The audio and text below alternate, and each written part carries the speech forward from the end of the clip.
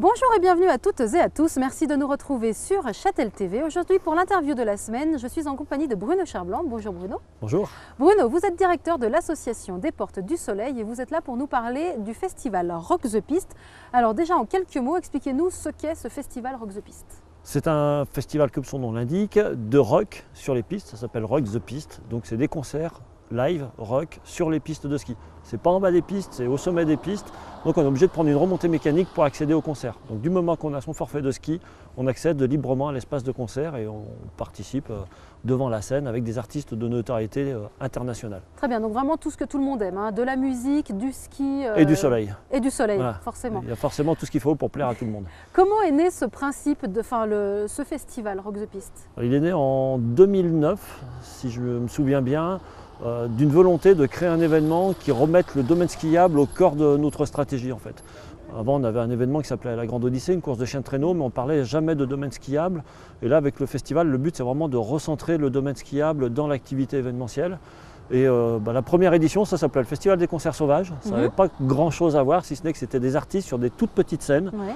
L'objectif c'était d'envoyer des SMS à tous ceux qui étaient inscrits pour leur dire voilà, demain, ou dans 2 heures, tel artiste à tel endroit sur le domaine. Donc on avait vraiment créé des toutes petites scènes qui faisaient 24 mètres carrés. C'était des luges tirées par les dameuses et le but c'était de les déplacer tous les jours de la semaine. C'était la première édition, on n'y connaissait rien au métier de la musique, bien évidemment. Et puis l'année suivante, on a dit on va changer le concept, on va vraiment faire des concerts, les annoncer suffisamment tôt.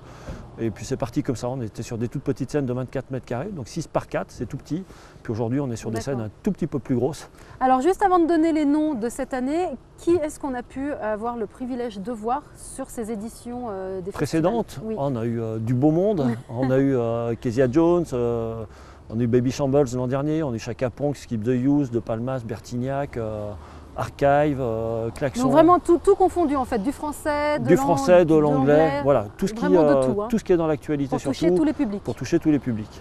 D'accord, alors cette année, ce festival Rock the Piste donc, va de nouveau se faire. C'est où et c'est quand? C'est sur les pistes de l'ensemble du domaine des Portes du Soleil. Donc tous les jours en fait on déplace une scène.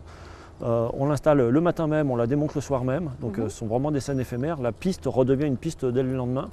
Donc on va commencer le 15 mars à Morgin, au sommet de la Feuilleuse avec Brigitte, donc duo féminin à fond dans l'actu.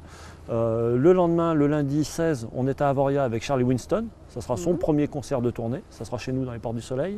Mardi, mercredi, on est plus sur un événement découverte du domaine skiable. Grand jeu de piste ouvert à tout le monde pour découvrir des balises sur le domaine. Très bien. On fait un peu ça à l'occasion aussi des 50 ans du domaine. Le jeudi 19, on est à Champéry-les-Crozets. C'est Dub Inc., groupe stéphanois d'ambiance dub, reggae.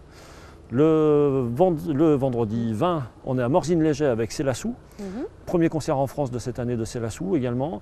Et puis on finit le samedi 21 en apothéose à Châtel avec The Do qui a eu la victoire de l'album rock de l'année. Bah, parfait.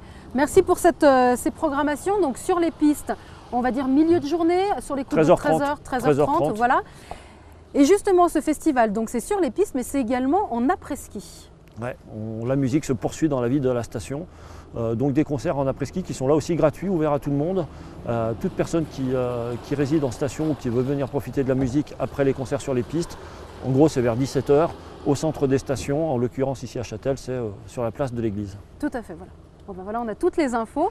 Vous avez donc tout ce programme concernant ce festival Rock the Piste donc sur le www.chatel.com avec tous les artistes que Bruno nous a cités. Il y a également un site pour voir toutes ces infos en temps et en heure et puis les petites nouveautés, les petits plus. Nouveautés, les petites news de dernière minute, donc c'est rockthepiste.com ou sinon on y accède par le site portdusoleil.com. Voilà, donc là vous avez vraiment toutes les infos, vous ne pouvez plus vous tromper.